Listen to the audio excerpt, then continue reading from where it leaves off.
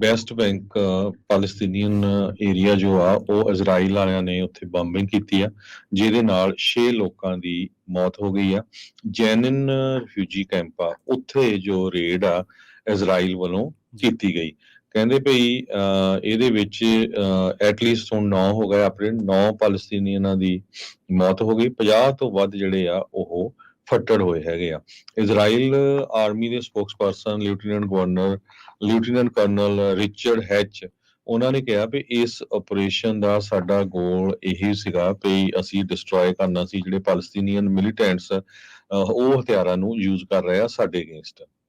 ਸੋ ਇਹ ਕਾਫੀ ਲੰਮਾ ਸਮਾਂ ਜੋ ਰੇਡ ਚੱਲੀ ਹੈਗੀ ਆ, ਤੇ ਇਹਦੇ ਵਿੱਚ 2000 ਤੋਂ ਵੱਧ ਇਜ਼ਰਾਈਲੀ ਗਰਾਊਂਡ ਫੋਰਸਿਸ ਵੀ ਹਾਜ਼ਰ ਸੀਗੀਆਂ। ਇਹ ਕਹਿੰਦੇ ਵੀ 2006 ਸਨ ਤੋਂ ਬਾਅਦ ਸਭ ਤੋਂ ਜ਼ਿਆਦਾ ਜਿਹੜਾ ਜੇ ਕਹਿ ਸਕਦੇ ਆ ਲਾਰਜੈਸਟ ਐਸਕੇਲੇਸ਼ਨ, ਵੱਡਾ ਇਹ ਅਟੈਕ ਸੀਗਾ ਪੈਲਸਤੀਨੀਅਨ ਦੇ ਉੱਤੇ। ਇਹ ਬਹੁਤ ਲੰਮੇ ਸਮੇਂ ਤੋਂ ਆਪਾਂ ਨੂੰ ਪਤਾ ਹੈ ਇਜ਼ਰਾਈਲ ਦੀ ਤਾਂ ਪੈਲਸਤੀਨੀਅਨ ਦੀ ਲੜਾਈ ਚੱਲ ਰਹੀ ਆ। ਪੈਲਸਤੀਨੀਅਨ ਦੀ ਲੈਂਡ ਦੇ ਉੱਤੇ ਇਜ਼ਰਾਈਲ ਵਾਲਿਆਂ ਨੇ ਕਬਜ਼ਾ ਕੀਤਾ ਹੋਇਆ ਹੈਗਾ, ਤੇ ਕਈ ਵਾਰੀ ਉਧਰੋਂ ਕਿਤੇ ਨਾ ਕਿਤੇ ਮਿਜ਼ਾਈਲ ਛੱਡ ਦਿੱਤੀ ਜਾਂਦੀ ਹੈਗੀ ਆ। ਹੁਣ ਇਹ ਉੱਥੇ ਇੱਕ ਤਰ੍ਹਾਂ ਨਾਲ ਪੂਰੀ ਤਬਾਹੀ ਮਚੀ ਆ ਉਸ ਟਾਊਨ ਦੇ ਵਿੱਚ, ਜੈਨਨ ਜੋ ਹੈਗਾ ਆ। ਉਸ ਟਾਊਨ ਦੇ ਵਿੱਚ ਹੁਣ ਰਿਫਿਊਜੀ ਕੈਂਪ ਸੈਟਅਪ ਕਰ ਦਿੱਤਾ ਗਿਆ ਆ, ਤੇ ਉਸ ਦੇ ਵਿੱਚ 14,000 ਦੇ ਕਰੀਬ ਲੋਕ ਰਹਿ ਰਹੇ ਹੈਗੇ ਆ। ਇਜ਼ਰਾਈਲ ਦੀ ਫੋਰਨ ਮਿਨਿਸਟਰ ਐਲੀ ਕੋਹਨ, ਉਹਨਾਂ ਨੇ ਇਹ ਕਿਹਾ ਵੀ ਜੋ ਈਰਾਨ ਦੀਆਂ ਪ੍ਰੋਕਸੀ ਸੀਗੀਆਂ ਜਿਨ੍ਹਾਂ ਦੇ ਵਿੱਚ ਇਸਲਾਮਿਕ ਜਿਹਾਦ ਆ, ਹਮਾਸ ਆ, ਉਹ ਜੋ ਉੱਥੇ ਰਹਿੰਦੇ ਸੀ, ਜੋ ਅਟੈਕ ਕਰ ਰਹੇ ਸੀ ਇਜ਼ਰਾਈਲ ਤੇ, ਉਹਨਾਂ ਦੇ ਉੱਤੇ ਇਹ ਅਟੈਕ ਕੀਤਾ ਗਿਆ ਆ। ਕਹਿੰਦੇ ਵੀ ਇਹ ਟੈਰਰ ਆਰਗੇਨਾਈਜੇਸ਼ਨਸ ਹੈਗੀਆਂ ਆ, ਇਹਨਾਂ ਨੂੰ ਫੰਡਿੰਗ ਇਰਾਨ ਤੋਂ ਮਿਲਦੀ ਆ, ਇਸ ਕਰਕੇ ਅਸੀਂ ਅਟੈਕ ਕੀਤਾ ਆ। ਪਰ ਪੈਲਸਤੀਨੀਅਨ ਪ੍ਰਾਈਮ ਮਿਨਿਸਟਰ ਮੁਹੰਮਦ ਸ਼ਤੀਹ ਜੋ ਆ, ਉਹਨਾਂ ਨੇ ਇਹ ਕਿਹਾ ਵੀ ਇੱਕ ਤਰ੍ਹਾਂ ਦੇ ਨਾਲ ਇਜ਼ਰਾਈਲ ਵੱਲੋਂ ਨਵੀਂ ਅਟੈਂਪਟ ਆ ਸਾਨੂੰ ਡਿਸਟਰੋਏ ਕਰਨ ਦੀ ਤੇ ਸਾਡੇ ਲੋਕਾਂ ਨੂੰ ਡਿਸਪਲੇਸ ਕਰਨ ਦੀ। ਤੇ ਉਹ ਕਹਿੰਦਾ ਵੀ ਸਾਡੇ ਜਿਹੜੇ ਬਹਾਦਰ ਲੋਕ ਆ ਉਹ ਇਸ ਜ਼ੁਲਮ ਦੇ ਅਗੇਂਸਟ ਡਟੇ ਰਹਿਣਗੇ, ਤੇ ਇੰਟਰਨੈਸ਼ਨਲ ਕਮਿਊਨਿਟੀ ਦੇ ਉੱਤੇ ਸਾਡੀਆਂ ਅੱਖਾਂ ਆ ਵੀ ਉਹ ਸਾਨੂੰ ਕਿੰਨਾ ਕੁ ਜੇ ਉਹ ਸਾਡੇ ਹੱਕ ਦੇ ਵਿੱਚ ਆਉਂਦੇ ਆ ਜਾਂ ਸਾਨੂੰ ਉਹ ਪ੍ਰੋਟੈਕਟ ਕਰਦੇ ਹੈਗੇ ਆ। ਇਸ ਤੋਂ ਬਿਨਾਂ ਇੱਕ ਹੋਰ ਪੈਲਸਤੀਨੀਅਨ ਦੀ ਮੌਤ ਹੋ ਗਈ ਜੋ ਉਹ ਜੈਨੀਨ ਟਾਊਨ ਦੇ ਵਿੱਚ ਪ੍ਰੋਟੈਸਟ ਕਰ ਰਿਹਾ ਸੀ, ਵੈਸਟ ਬੈਂਕ ਸਿਟੀ ਆਫ ਰਾਮਲਾ। ਜੀ, ਵੈਸਟ ਬੈਂਕ ਪੈਲਸਤੀਨੀਅਨ ਏਰੀਆ ਜੋ ਆ ਉਹ ਇਜ਼ਰਾਈਲ ਵਾਲਿਆਂ ਨੇ ਉੱਥੇ ਬੰਬਿੰਗ ਕੀਤੀ ਆ, ਜਿਹਦੇ ਨਾਲ 6 ਲੋਕਾਂ ਦੀ ਮੌਤ ਹੋ ਗਈ ਆ। ਜੈਨਿਨ ਰਿਫਿਊਜੀ ਕੈਂਪ ਆ, ਉੱਥੇ ਜੋ ਰੇਡ ਆ ਇਜ਼ਰਾਈਲ ਵੱਲੋਂ ਕੀਤੀ ਗਈ।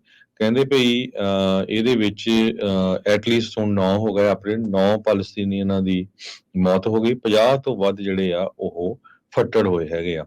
ਇਜ਼ਰਾਈਲ ਆਰਮੀ ਦੇ spokesperson lieutenant colonel Richard hatch, ਉਹਨਾਂ ਨੇ ਕਿਹਾ ਵੀ ਇਸ ਆਪਰੇਸ਼ਨ ਦਾ ਸਾਡਾ ਗੋਲ ਇਹੀ ਸੀਗਾ ਵੀ ਅਸੀਂ ਡਿਸਟਰੋਏ ਕਰਨਾ ਸੀ ਜਿਹੜੇ ਪੈਲਸਤੀਨੀਅਨ ਮਿਲੀਟੈਂਟਸ ਉਹ ਹਥਿਆਰਾਂ ਨੂੰ ਯੂਜ਼ ਕਰ ਰਹੇ ਆ ਸਾਡੇ ਅਗੇਂਸਟ। ਸੋ ਇਹ ਕਾਫੀ ਲੰਮਾ ਸਮਾਂ ਜੋ ਰੇਡ ਚੱਲੀ ਹੈਗੀ ਆ, ਤੇ ਇਹਦੇ ਵਿੱਚ 2000 ਤੋਂ ਵੱਧ ਇਜ਼ਰਾਈਲੀ ਗਰਾਊਂਡ ਫੋਰਸਿਸ ਵੀ ਹਾਜ਼ਰ ਸੀਗੀਆਂ। ਇਹ ਕਹਿੰਦੇ ਵੀ 2006 ਸਨ ਤੋਂ ਬਾਅਦ ਸਭ ਤੋਂ ਜ਼ਿਆਦਾ ਜਿਹੜਾ ਜੇ ਕਹਿ ਸਕਦੇ ਆ ਲਾਰਜੈਸਟ ਐਸਕੇਲੇਸ਼ਨ, ਵੱਡਾ ਇਹ ਅਟੈਕ ਸੀਗਾ ਪੈਲਸਤੀਨੀਅਨ ਦੇ ਉੱਤੇ। ਇਹ ਬਹੁਤ ਲੰਮੇ ਸਮੇਂ ਤੋਂ ਆਪਾਂ ਨੂੰ ਪਤਾ ਹੈ ਇਜ਼ਰਾਈਲ ਦੀ ਤਾਂ ਪੈਲਸਤੀਨੀਅਨ ਦੀ ਲੜਾਈ ਚੱਲ ਰਹੀ ਆ। ਪੈਲਸਤੀਨੀਅਨ ਦੀ ਲੈਂਡ ਦੇ ਉੱਤੇ ਇਜ਼ਰਾਈਲ ਵਾਲਿਆਂ ਨੇ ਕਬਜ਼ਾ ਕੀਤਾ ਹੋਇਆ ਹੈਗਾ, ਤੇ ਕਈ ਵਾਰੀ ਉਧਰੋਂ ਕਿਤੇ ਨਾ ਕਿਤੇ ਮਿਜ਼ਾਈਲ ਛੱਡ ਦਿੱਤੀ ਜਾਂਦੀ ਹੈਗੀ ਆ। ਹੁਣ ਇਹ ਉੱਥੇ ਇੱਕ ਤਰ੍ਹਾਂ ਨਾਲ ਪੂਰੀ ਤਬਾਹੀ ਮਚੀ ਆ ਉਸ ਟਾਊਨ ਦੇ ਵਿੱਚ, ਜੈਨਨ ਜੋ ਹੈਗਾ ਆ। ਉਸ ਟਾਊਨ ਦੇ ਵਿੱਚ ਹੁਣ ਰਿਫਿਊਜੀ ਕੈਂਪ ਸੈਟਅਪ ਕਰ ਦਿੱਤਾ ਗਿਆ ਆ, ਤੇ ਉਸ ਦੇ ਵਿੱਚ 14,000 ਦੇ ਕਰੀਬ ਲੋਕ ਰਹਿ ਰਹੇ ਹੈਗੇ ਆ।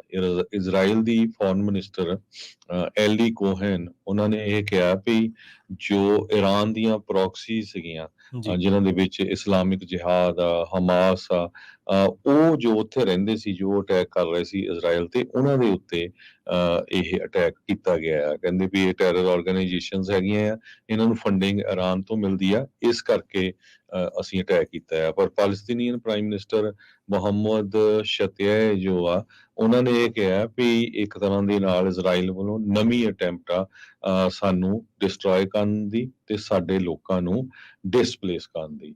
ਤੇ ਉਹ ਕਹਿੰਦਾ ਵੀ ਸਾਡੇ ਜਿਹੜੇ ਬਹਾਦਰ ਲੋਕ ਆ ਉਹ ਇਸ ਜ਼ੁਲਮ ਦੇ ਅਗੇਂਸਟ ਡਟੇ ਰਹਿਣਗੇ ਤੇ ਇੰਟਰਨੈਸ਼ਨਲ ਕਮਿਊਨਿਟੀ ਦੇ ਉੱਤੇ ਸਾਡੀਆਂ ਅੱਖਾਂ ਆ ਵੀ ਉਹ ਸਾਨੂੰ ਕਿੰਨਾ ਕੁ ਜੇ ਉਹ ਸਾਡੇ ਹੱਕ ਦੇ ਵਿੱਚ ਆਉਂਦੇ ਆ ਜਾਂ ਸਾਨੂੰ ਉਹ ਪ੍ਰੋਟੈਕਟ ਕਰਦੇ ਹੈਗੇ ਆ।